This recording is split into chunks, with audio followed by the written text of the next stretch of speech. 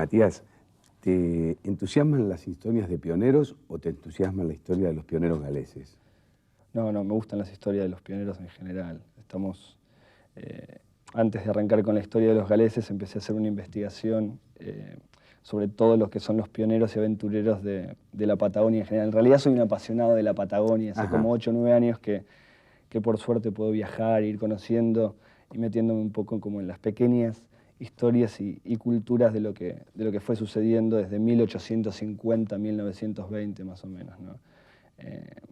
Y una de esas historias fue la historia de los galeses, que fue una de las que rescatamos por el peso, digamos, que lo que pensamos como interesante en lo que fue el desarrollo de la Patagonia y parte de la Argentina, aunque esté un poquito alejada, fueron como muy importantes. Ellos cuando, más o menos un poco la historia, te meto en la historia de los galeses, que es interesante, que es tipo en 1850, estaban bajo la opresión obviamente de los ingleses, casi todos trabajaban en las minas de carbón, casi no les han permitido manejar su lengua, que para ellos es muy rico. Es más, hoy en día en las colonias acá realmente rescatan el hecho de poder hablar galés, porque al no poder hablarlo en su propio lugar los condicionó bastante.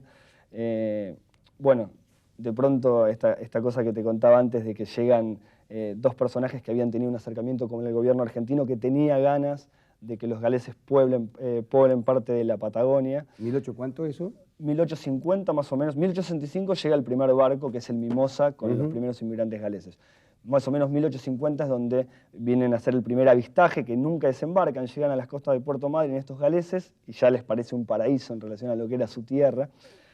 Vuelven a Gales y empiezan a contar anécdotas del estilo de que por los ríos navegan las manzanas y cosas así. La mitología, digamos, ¿no? Mitológicas realmente, después no fue tan así la realidad. Y bueno, los galeses obviamente esto los entusiasma un montón porque les dice, bueno, encontramos un lugar donde poder realmente ser libres. O sea, básicamente ellos hablan de la libertad, o sea, que es lo que no tenían en Gales en ese momento. Cuando llegan los primeros galeses a la Patagonia, obviamente llegan, bueno, a Puerto Madryn, fundan Puerto Madryn, no era tanto lo que ellos se imaginaban, tienen problemas con el tema del agua, no hay agua dulce. Empiezan a tener ciertas enfermedades, empiezan a morir, y obviamente los indios, que son los mejores conocedores de nuestra tierra, son los que tienen un acercamiento con ellos y empiezan a explicarles un poco a seguir la ruta del guanaco, el hecho de poder aprovechar sus pieles, el hecho... A integrarlos, ¿no? Y empezar a comer cualquier cosa, porque digamos, vos venís de un lugar que no tiene nada que ver con estas tierras, a aprender a qué comés, o sea, la carne del guanaco... Ahí aparece el hecho cultural, ¿no es cierto? El hecho cultural, totalmente. O sea, hay una relación cultural automática de aprender, asimilar los nuevos conocimientos de lo que te da la tierra. Bueno, ellos fundan Gaiman y después, digamos, se trasladan hacia el lado de la cordillera en 1885. 20 años después, más o menos, hacen un viaje hacia la cordillera.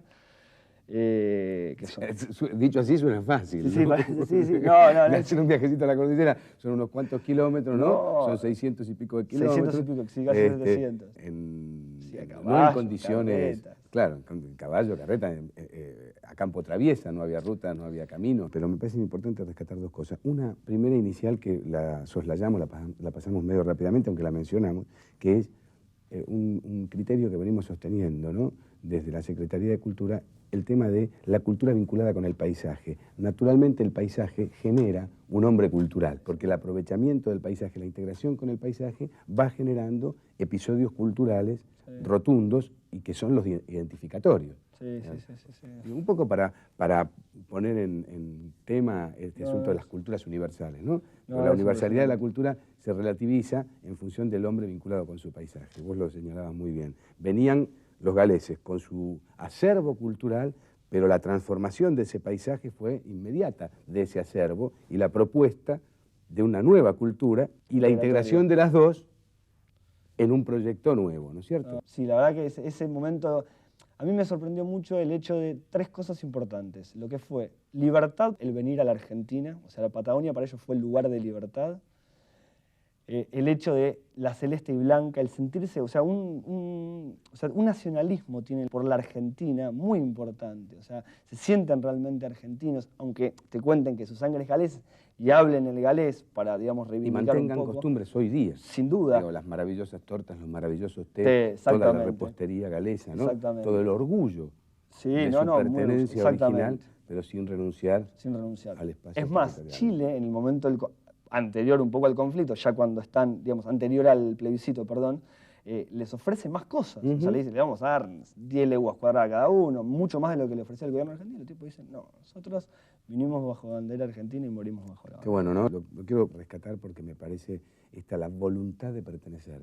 Cuando hay voluntad de pertenecer, aparecen algunos gestos que son casi impensados, ¿no? Uno podría decir, bueno, ¿qué podría importarle más que sus propios intereses a los galeses? Decir, bueno, esto no dan más, no vamos para allá. No, pero hay una voluntad de ser, una voluntad de pertenecer, y esto va generando espacios nuevos. Creo que a mí las historias de pioneros me parecen centrales en este momento de nuestra historia, en este momento de nuestra historia nacional, ¿no?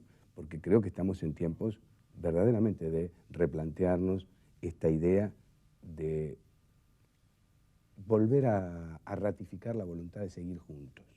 Mira, a mí me motivó cuando empecé con la serie, con el documental, cuando se planteó el documental, lo que más me motivó contar lo de los galeses fue el hecho de cómo decidieron venir a la Argentina en 1865, como su tierra prometida y todo eso, y hoy, a 150 años más o menos, en el año 2002 de ese momento, los argentinos como que se iban de la Argentina. Yo quería ver cuál era su visión, sobre todo de los galeses, de qué sentían ellos con esa sensación de que hoy los argentinos se van. O sea, hay un éxodo argentino ¿y qué comparación tenía el éxodo argentino en el año 2002 con el éxodo que hubo de galeses en 1865? Aunque no tengamos la opresión, digamos, de Inglaterra y sean otras las condiciones del mundo, creo que para mí era importante ver eso, por qué unos venían y por qué ahora ellos se iban. Entonces, ¿qué pensaban ellos?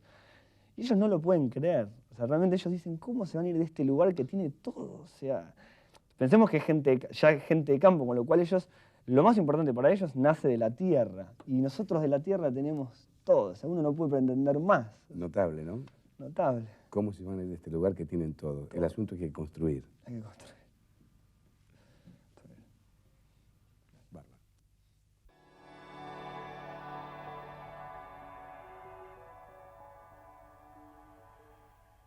Este es el Valle 16 de octubre. Un 25 de noviembre de 1885, Fontana y los rifleros descubrieron este majestuoso valle al que llamaron Cum Hebrit. Este valle fue apetecido tanto por el gobierno chileno como por el gobierno argentino. Chile declaraba que todas estas tierras debían pertenecer bajo su soberanía. La Argentina lo mismo. La presencia galesa en este valle, con las familias, con sus chacras, fue decisiva para que todo este valle quedara bajo soberanía argentina.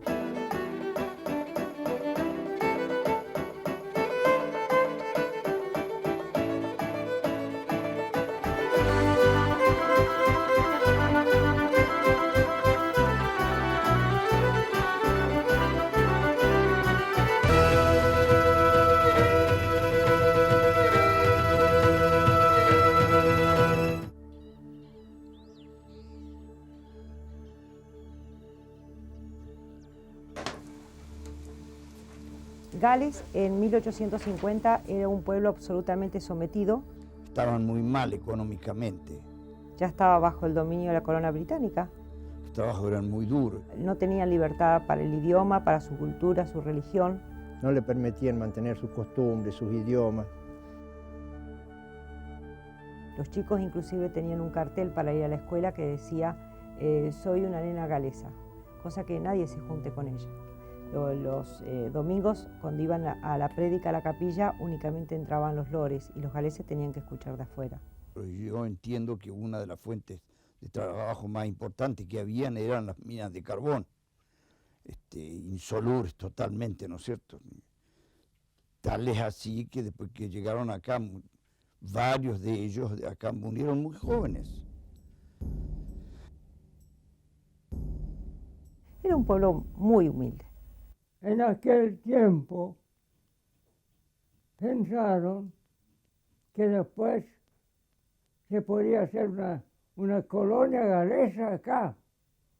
Y ellos tenían un sueño, vamos a decir, de en algún lugar poder vivir en paz con todo el mundo y conservar sus raíces, digamos, una cosa así. Eso es lo que decían todos, ¿no es cierto? Que se vinieron porque buscaban un país mejor, un porvenir, un futuro mejor. Por la libertad pensaban ellos, venir acá, a la Argentina. Paz, libertad. Por eso se vinieron. En 1860 aceptan la invitación del gobierno argentino, de don Guillermo Rawson, para venir a poblar estas tierras a la Patagonia. Ellos adquieren un velero llamado Mimosa y se suben 153 almas. Ahí venía mi abuelo, John Daniel Evans, tenía 3 añitos. El único que está quedando soy yo, que queda directo la madre que vino con la Mimosa. El hombre que les ayuda a alquilar ese velero se llamaba Low Parry Jones y su casa se llamaba Madryn. Por eso el primer desembarco que hacen en Golfo Nuevo, a ese puerto le llaman Puerto Madryn. Todos querían bajarse primero. El pastor que venía, Abraham Matthew, que es el abuelo Gómez Castañón, le dijo, no, va a bajar a la ciudad de Dumfries, que espera un bebé. La señora de Dumfries fue la primera que pisó tierra argentina y a los pocos días tiene una bebé que la llaman María. Yo creo que en el fondo ellos pensaban que podían fundar una colonia libre galesa de la Patagonia. Y bueno, pero llegaron acá y el gobierno argentino les dijo que estaban bajo bandera argentina y cosa que lo aceptaron gustosamente. Acá estaba desierto total, salvo los indios. Cuando aparece el primer cacique llamado Francisco, de Huelche, el hombre, que venía a presentar su familia, venía con 6 esposas, Francisco venía en son de paz, venía a presentar su familia. ¿Cómo hacían los galeses para decirle, nosotros también venimos en son de paz? Le ofrecieron a la bebé para que la tenga en UPA y fue la primer nena nacida al sur del paralelo 42, María Humphreys. Y el tehuelche comprendió que si le daban el hijo es porque venían en son de paz. Ese fue el primer acercamiento que tuvieron con la gente nativa. Lo primero que hicieron ellos era darle pan y eso, darle de comer. Pero que estaban de contentos los paisanos. Ah, miércoles, nunca había comido pan. Los indios mismos lo ayudaron y les enseñaron a cazar. Aprendieron a cazar alguna liebre, algún guanaco y empezaron de a poco a armarse de caballos, en fin, y de esa manera sobrevivieron, digamos, ¿cierto? El tehuelche era excelente cazador y muy buena persona. Entonces ya estaban acostumbrados que el tehuelche traía un guanaco a la casa del galés, lo ponían en el horno de barro, era mitad para el galés, mitad para el tehuelche. Mi mamá decía que venían los paisanos, después ya hicieron tan amigos de los galeses, ahí lo ponía mamá a sentar así en el suelo todo y le daba un pedacito de pan, pero los paisanos estaban muy contentos. Ellos están allí 2 meses en Puerto Madryn, pero la falta de agua empezó a hacer mella entre los colonos y murieron 2 chiquitos. Y también se perdió el sastre que venía con ellos, buscando agua, David Williams. Una de las anécdotas fue que se perdió un hombre la primera noche nomás, ¿no es cierto? Que llegaron, salieron a caminar pensando, vamos a ir a ver qué hay detrás de aquella loma y resulta que esa loma era igual que ir, y se fue, se desorientó y se perdió. Fue la primera víctima que se cobró la Patagonia de ellos, ¿no es cierto? Y se perdió, al extremo que no apareció como a los 3 o 4 años, aparecieron los restos de él. Nadie sabe de qué se murió, si se murió de pena, de agonía, de hambre o si se lo comieron los pumas, porque había mucho puma. Creo que reconocieron el cuerpo por un reloj o algo por el estilo, una cadena o algo por el estilo. Sabían ellos que si bajaban hacia el sur iban a encontrar la desembocadura de un hermoso río llamado Chupat. Chupat en idioma tehuelche quiere decir transparencia. Se degeneró el vocablo, después quedó Chubut. Ellos encuentran este río y a orillas de ese río fundaron el primer pueblo. A ese pueblo lo llamaron Rawson, en honor al ministro.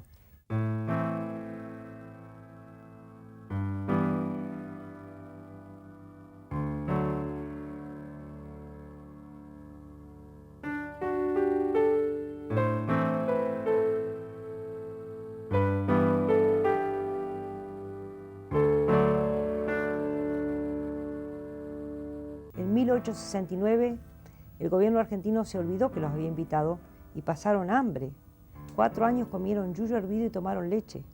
Tuvieron penalidades, o sea, tuvieron que sufrir muchísimo en los primeros años de la colonia, muchísimo aislamiento. Cuando ellos les plantean que se van a otra parte del mundo porque tienen hambre, les manda los primeros cargamentos con implementos de labranza y semillas de trigo, y empiezan las primeras cosechas. El trigo maduraba en el mes de enero y ya no se desarrollaba. Y la señora de Aaron Jenkins, Raquel Jenkins, dijo, y si abrimos una zanja en el río Chubut y regamos nuestros sembrados, y se la considera como la patrona de los riegos, porque gracias a ella empezaron a implementarse los canales de riego en Gaiman y se lograron muy buenas cosechas. Ellos ya venían con pautas a seguir y todo lo que acontecía lo hablaban entre todos porque eran cooperativas que hacían. Eran socialistas desde el vamos. Pero eran como hermanos todos. Por ejemplo, Aaron Jenkins, como era uno de los jóvenes que mejor se había adaptado a la nueva vida en Patagonia, sabía andar a caballo perfectamente bien, voleaba y le gustaba errar silbando alguna música tradicional galesa, le habían dado a él el puesto, el cargo de alguacil ad honorem, que es el primer mártir de la ciudadanía libre galesa. Todos ayudando uno al otro. Esa era la ley. Sí.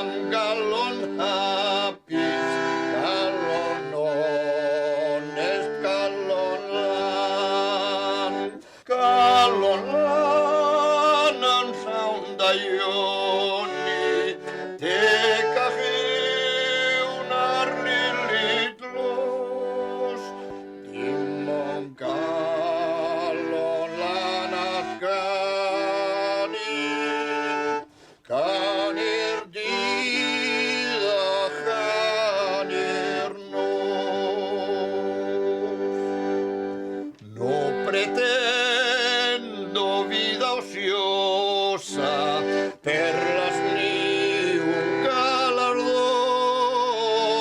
Quiero un corazón bien limpio, un honesto corazón.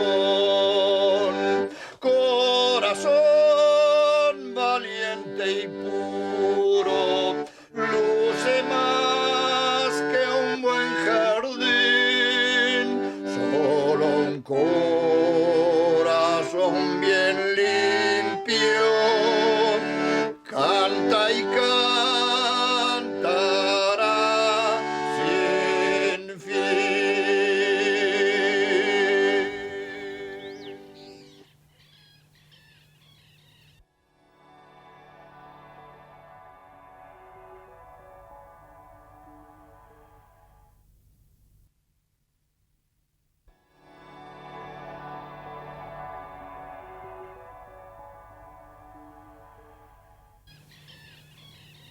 Mi abuelo, desde chico, su amigo era el hijo de Huichel, del cacique Huichel, Tehuelche. Este chiquito siempre le dijo a mi abuelo que siga el sol, donde el sol se oculta en el poniente y hay montañas, hay buenos pastizales, hay oro. Entonces mi abuelo tenía la idea que si seguía el sol hacia el oeste iba a encontrar otra cosa que no sea la costa atlántica, que es viento, piedra y soledad. Ellos venían con 18 caballos y una yegua madrínea. Mi abuelo, John Daniel Evans, Parry, Hughes y Davis. Siguiendo la ruta del río, tardaron 6 meses, pero buscando oro llegaron hasta Leufu-le-Pa. En el 27 de febrero de 1884 llegaron a los Andes y se encontraron que los pastizales le tapaban el lomo al caballo. Estaban encantados. Pero acá en la cordillera se encontraron con una civilización distinta que el tehuelche que ellos estaban acostumbrados a tratar. Se encuentran con los araucanos y los mapuches, que es gente que viene de Chile, corridos por los españoles durante 200 años. Luego ingresan a Neuquén Y de Neuquén se encuentran con Julio Argentino Roca y las campañas al desierto. Esta gente es muy maltratada y bajan en forma agresiva. Veían un blanco y calculaban que ese blanco podía ser espía de Roca o gente del gobierno. Era preferible matar a los blancos y no dejarlos con vida. Así es como los persiguen desde los Andes, 6 días y 6 noches, hasta el actual Valle de los Mártires. Allí los alcanzan 32 lanceros, muere Parry, muere Hughes y Davis, horriblemente mutilados, y el Malacara saltó un barranco de 3,80 metros a 4 y continuó galopando 2 días y 2 noches y un día hasta que se desvasó. Mi abuelo regresa a Rawson y empieza a curarse, él y el Malacara. Y antes de los 6 meses, Buenos Aires se entera de que un galés había llegado hasta los Andes. Le preguntaron qué bandera tenía los Andes, si ese lugar era chileno o argentino. No hay bandera. Entonces, ese mismo año ya mandan a Fontana, que es el primer gobernador, para que haga una expedición hacia los Andes, y que en esa expedición la finalidad era embanderar los Andes, poner bandera argentina. Después de algunos intentos que vinieron algunos, digamos, a explorar y a tratar de ver si había oro, en fin, en el año 1885 vinieron con el coronel Fontana, un grupo de rifleros que se le llamó, digamos, ¿cierto? Eran 7 argentinos, 2 alemanes, 1 norteamericano, 19 galeses. Entre ellos venía mi bisabuelo. Acá mi abuelo viene como vaqueano. Desde el cerro ese vieron el valle, los rifleros, digamos, ¿cierto? Y dijeron, qué valle hermoso. Y por mucho tiempo fue su primer nombre. Arriba de la cordillera hay nuestra mina. Pastito verde, arroyito, corriendo en todos lados. ¿Sí? Qué lugar lindo, sí. Y ponen bandera desde el sur de Bolsón hasta el lago Fontana. Entonces el gobierno argentino al año siguiente saca una ley, el Senado de la Nación, que dice que Chubut es un territorio nacional, un 16 de octubre. Entonces esta colonia la bautizan Colonia 16 de octubre. En 1886 el gobierno argentino saca 50 leguas de campo de esta zona para adjudicarla a las personas que querían venir a vivir bajo bandera argentina. Hacen un viaje desde Rawson hasta los Andes, que eran 7 wagons, los vagones, un sulky marca Studebaker y un catango de bueyes. Eran 37 hombres a poblar los Andes.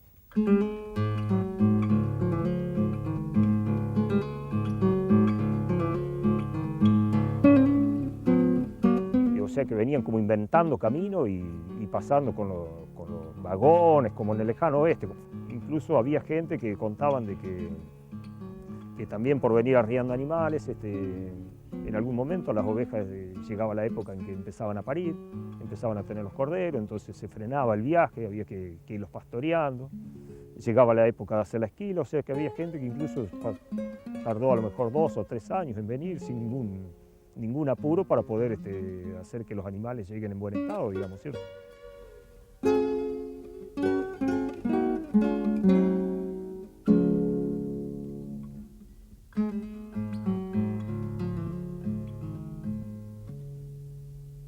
Una anécdota te puedo contar de cuando llegó mi abuelito de parte materna, don Ricardo Williams, Richard Williams era. Y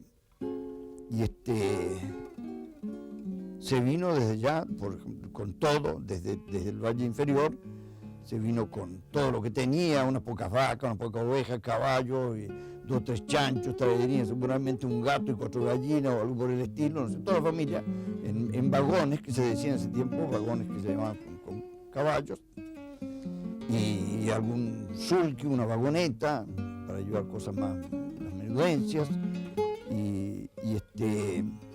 y recién casados, 1 año de casado más o menos, y contrató a un indígena, un mapuche, para que le arriara los animales junto con los carros hasta Teca. Y en Teca el mapuche se volvió, no sé de dónde era, pero se volvió. Y de ahí en más, mi abuelita siguió arriando los animales de a caballo. a la par de los carros, hasta que llegaron acá a la colonia, donde se asentó después. Y al mes de llegar, nació mi mamá, que era la mayor de todos los familias. ¿Qué tal?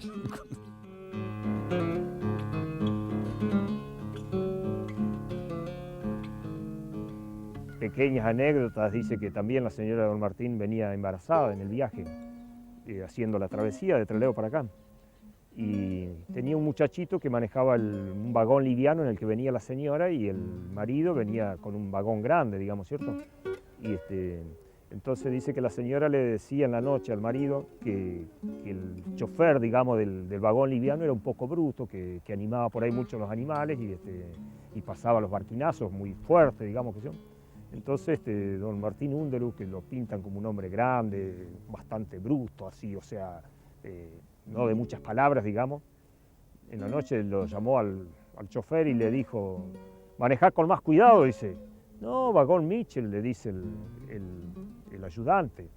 Al día siguiente la mujer de vuelta le plantea el problema, entonces lo llamó de nuevo y le dice, che, dice, sé que vos sos muy bruto para manejar, dice, manejar con más cuidado. No, vagón Mitchell, pero mi mujer no es Mitchell, mierda, dice, dijo el Martín Underwood, digamos, ¿cierto?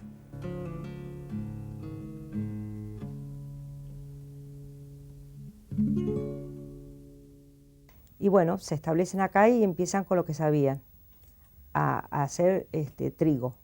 Una industria que comenzó, que fue próspera, el pan de cada día se aseguraba con ello. Y cada uno sembraba un poco lo que pudiera, y el tema difícil era producir la harina. Y mi abuelo trae el primer molino, que era manija, y empiezan con la elaboración del trigo en los Andes. Chubut fue famoso por su trigo, tuvieron 3 premios, uno en Illinois, en Chicago y en París. Mejor trigo del mundo, sobre todo el de Benjamin Brunt, que es de la zona de Gaiman. Entonces voy a hacer un poquito una melodía que es muy antigua porque la compuso mi bisabuelo, Tomás Valerio.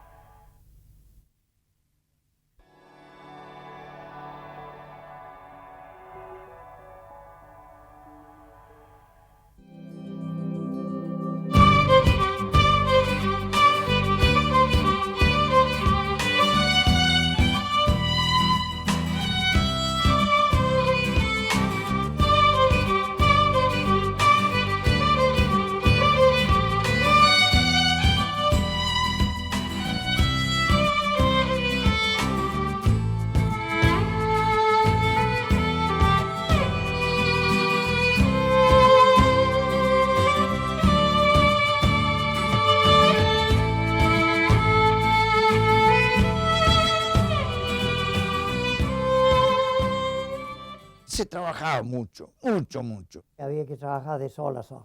No había horario, se comía apurado. En ese entonces los hombres se iban con el producto a Rawson y las mujeres quedaban acá solas, ¿no?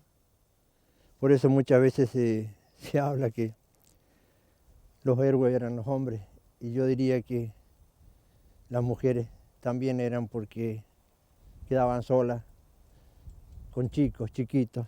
Y en época de cosecha el tiempo era oro. Un día bueno era un día de mucho valor. Poder cerrar una parva, terminar una parva antes que llueva porque se está nublando, era una lotería. A veces el tiempo acompañaba para todas esas cosas y otras veces era muy, muy traicionero. Después que no tenía miedo a ni un trabajo. Aquel que podía hacer un trabajo, yo tenía toda esa idea. si el hombre se hace ese trabajo, yo voy a hacer la prueba de hacerlo, aunque no lo haga tan bien como él. Hoy pienso que es un juguete trabajar la tierra en comparación a esos años. No había auto, un cochecito a caballo veníamos siempre, pasando la vida a caballo. El baile en el salón, hasta llegué a eso. Llegué a tener que trabajar porque no me alcanzaba para comprar una bolsa de harina y toqué 8 bailes, ¿sí? Y me alcanzó para una bolsa de harina y mucho más también. Se caminaba legua y luego habré caminado legua en mi vida cuando era joven a la silla de los caballos arando. Y me costeaba más o menos 5 leguas para venir con la guitarra a la espalda de caballo. Ah, sí. Venía el día sábado, domingo en la noche y me iba de vuelta a trabajar. El lunes estaba puntual.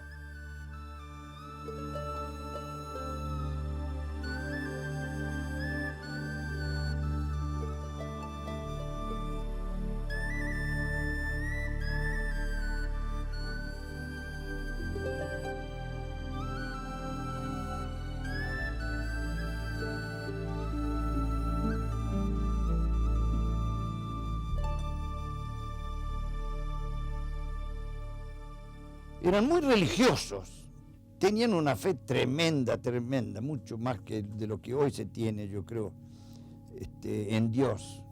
Todos los domingos a la capilla, todo el mundo. Era una reunión, se juntaban todos. Y había una reunión en la mañana y la otra, y después se almorzaba, ahí afuera, un picnic, tipo picnic. Y no éramos nosotros los únicos, por supuesto. Todas las otras familias que vivían lejos también hacían lo mismo. Todos iban al picnic, por ejemplo, al Río Grande, que llamaba Graiklot ese tiempo. En la capilla se mantenían los cultos, pero también se juntaban para decidir algún acto importante o alguna reunión. Se discutían todos los problemas de la sociedad. ¿Qué los convocaba? La capilla.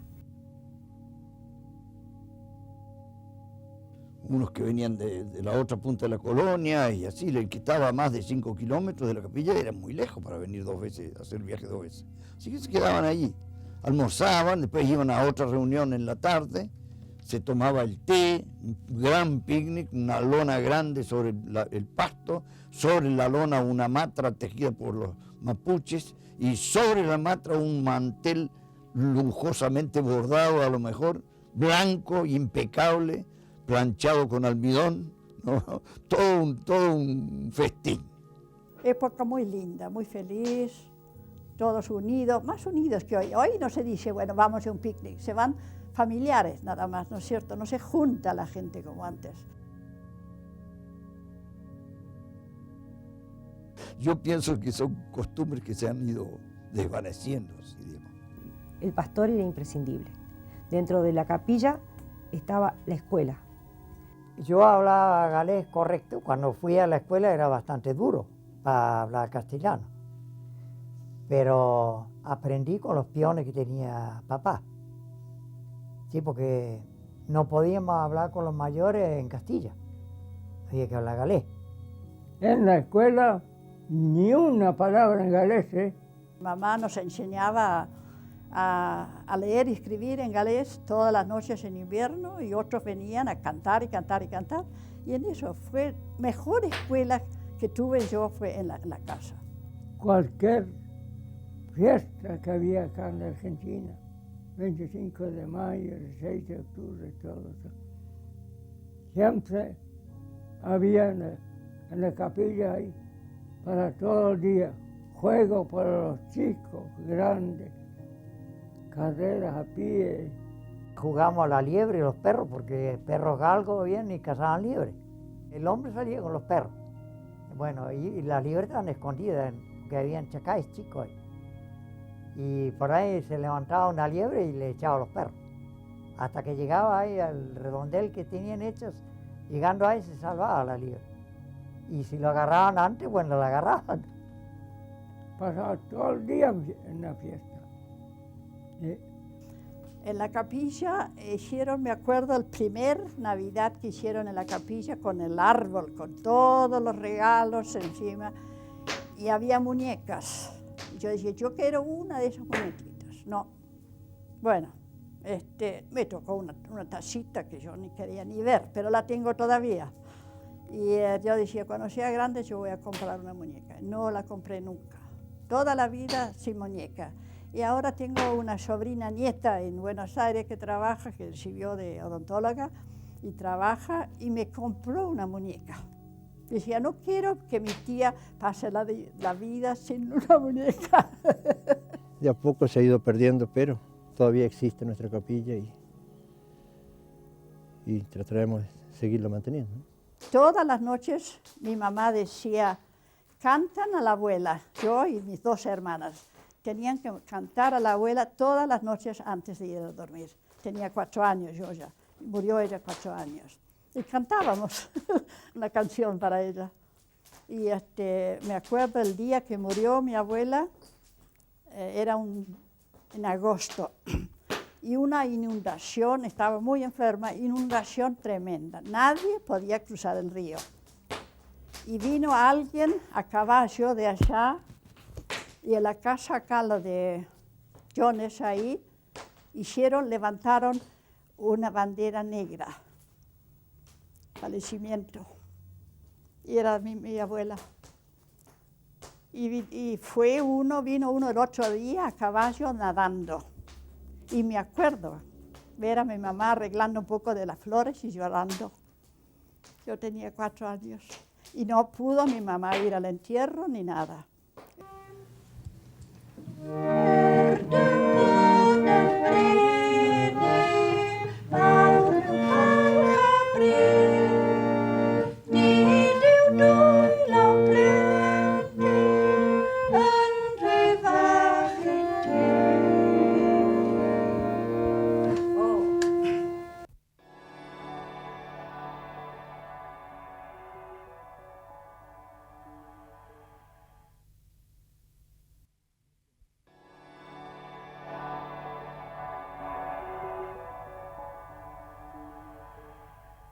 El Valle 16 de Octubre tenía una importancia fundamental, tanto para Argentina como para Chile. En esta zona no hay altas cumbres. Una Concagua y no hay. Lanín no tenemos. Firroy tampoco. O sea que separación por altas cumbres acá no va. Acá se toma la caída de las aguas, las cuencas. El río que corre para el lado del Pacífico, tierra chilena. El que corre para el Atlántico, tierra argentina.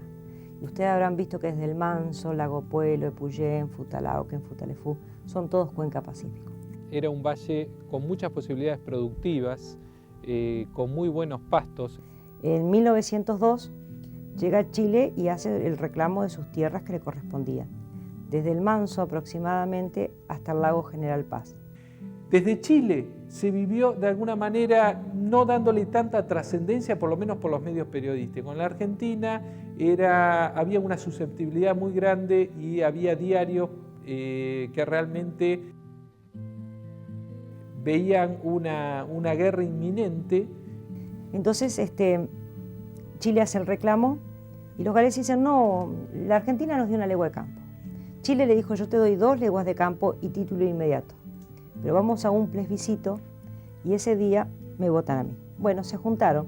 El Perito Moreno reemplazó a Argentina. Realmente fue el artífice estratégica, geográfica y políticamente para que estas tierras fueran argentinas. Queremos destacar es la dimensión humana del Perito Moreno y su relación antes y después con los colonos galeses, con los mismos aborígenes que vivían en la zona.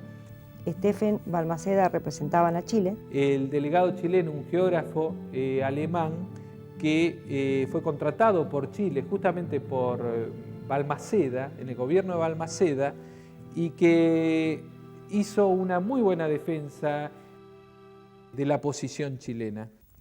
Y Chile pidió un árbitro, y el árbitro era corona británica. Sir Thomas Holditch. Pernota los 3 días, tanto el 29, el 30 y el 1 de mayo, en la estancia de la Florida. El coronel y el señor Moreno fueron saludados al entrar en el terreno de la colonia propiamente tal, por una deputación de los colonos galeses que lo acompañaron a la casa de don Martín Underwood, establecimiento muy destacado, esto en palabras del propio Holditch, y realmente era el asiento institucional de la colonia 16 de octubre. El coronel resolvió parar 3 días en la colonia, obedeciendo a los deseos de los colonos, que habían preparado para el día 30 una festividad en la cual se debían reunir todos los principales residentes, británicos o galenses de la colonia. Mi abuela, la parte de mi mamá, vivía en Nahuelpan, allá en el parque hoy día, y Holditch, cuando vino, vivía ella ahí, era ya viuda, vivía ahí con el hermano, Clint Jones, y le invitó a Holditch a tomar el té con ella, y fue a tomar el té. Y Holditch le pidió a mi abuela, ¿qué quiere usted? ¿Quedar en Argentina o en Chile? Ah, no, Argentina. Nosotros, claro, no querían partir acá en Chile y en Trelew, por ejemplo, el Valle, en la Argentina. Querían estar unidos siempre. La ceremonia, a la cual fue invitado también el infrascripto y que tuvo lugar en el edificio de la escuela, culminaba en la presentación y lectura pública de un documento firmado por varios de los colonos más prestigiosos, en que se daba la bienvenida al coronel Holditch y comitiva y se expresaba el deseo de una pronta resolución del litigio de límites. Yo creo que esa suerte ya estaba echada antes que se hiciera el plebiscito, faltaba definirlo nomás. Yo creo que ninguno pensaba en vivir bajo la bandera chilena, no porque han tenido nada con Chile, sino que era lógico, no podía ser de otra manera. Si vinieron acá porque el gobierno argentino los trajo, muy mal les hubiera quedado decir queremos ser chilenos. El coronel Holditch pronunció enseguida un discurso en el que expresó su agradecimiento por la recepción y agregaba que, cualquiera que fuera el fallo arbitral, él podía dar a los colonos la seguridad de que el tribunal arbitral cuidaría de que nada se alterase en la situación de ellos, que por lo tanto no desanimasen, sino continuasen con sus trabajos. Dijo que el Valle 16 de octubre le parecía un pequeño paraíso. Porque los chilenos en aquel tiempo le ofertaron mucho más que la Argentina. No, nosotros hemos venido por la Argentina y vamos a vivir toda la vida debajo de la bandera azul y blanca. La fiesta, que había comenzado a la 1 p.m., se prolongó hasta las 5 p.m. con producciones musicales, cantos en galense, inglés y castellano. Además, ellos, ¿quién los invitó a poblar esto? Fue Argentina. Sus hijos cantaban el himno nacional argentino. Si elegían otro país, sus padres y sus abuelos que vivían en Rawson, en Gaiman, iban a quedar bajo otra bandera. Dios guarde a vuestra excelencia, Juan Stephen, perito chileno.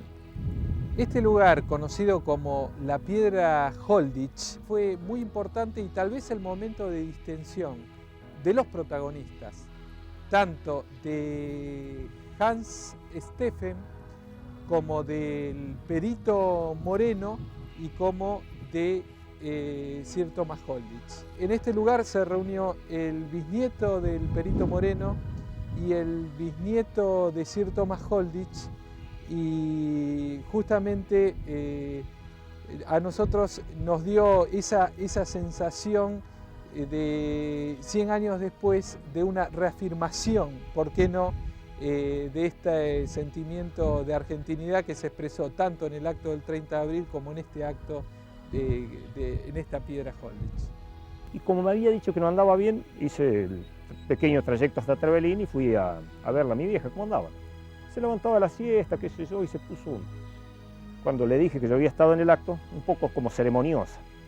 Y me dice, me agarró así el brazo, no sé qué, y me dice, mirá, yo también tendría que haber ido, dice.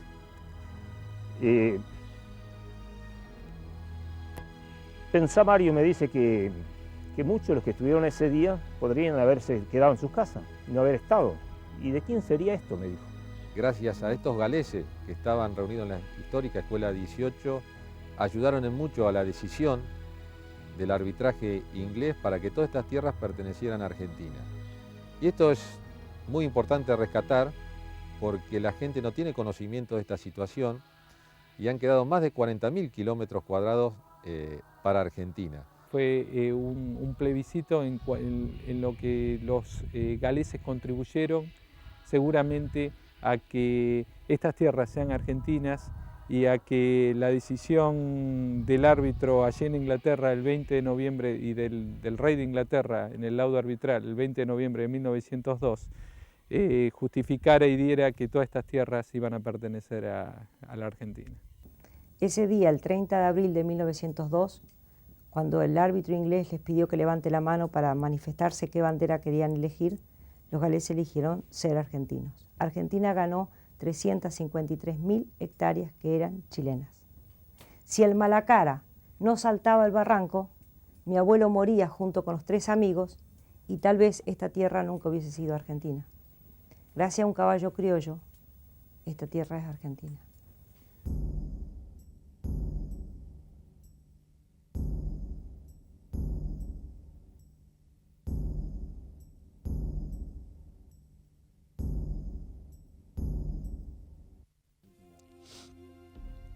Ha cambiado tanto, sobre todo estos últimos años. Encuentro muy malo el país. La palabra era una escritura, un apretón de mano. Honestamente que no sé, como que tendríamos que estar muchísimo mejor según el concepto mío. Que se han cometido errores, que no sé, políticos. El hambre, mire que hay gente, padre y madre en la casa, 4 o 5 chicos llorando con hambre y ellos lo están mirando, no tienen comida. La comida está fuera del alcance, ellos no pueden. Y no tienen trabajo. Vergüenza, lástima, impotencia, uno siente de todo. Pienso que tendríamos que tener un paraíso acá y no estar con la vergüenza de que vea gente con hambre y pasando necesidades, digamos, ¿cierto? Cuando se vinieron buscando paz, libertad, ¿no es cierto? Y bueno, lamentablemente hoy muchísima gente se va porque no hay paz. Lo que yo recibí de mis antepasados galeses yo creo que fue tesón. Y ellos sufrieron mucho, pero no se fueron de acá a trabajar. ¿Qué rescato de ellos? Que vinieron a la Argentina buscando un poco de libertad y hicieron muchísimo por la Argentina y nos han dejado la cultura galesa que es maravillosa.